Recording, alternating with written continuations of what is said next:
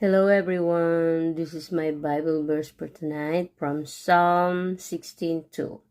O my soul, thou hast said unto the Lord, Thou art my Lord, my goodness extended not to thee. Psalm 16:2. Inspiration. Without God, we could have no good thing, even before we know Him. He gave us taste of His goodness by His grace, and now that we have received the full measure of His grace, let us draw nearer to Him.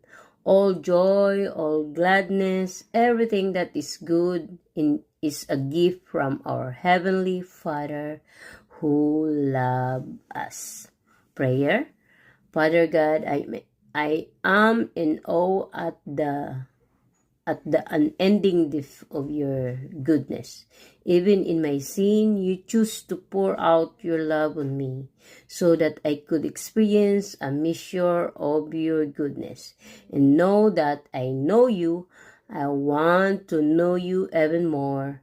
Every blessing and joy of this life fills my heart with gratitude, for they all flow from you. In Jesus' name, amen. God said we need to be grateful. All His blessing is from Him, not by we become righteous. We need to be thankful because by His grace we are saved, and we do the good works because of His grace, because we are saved. God bless everyone. Always remember, Jesus loves you. Bye-bye.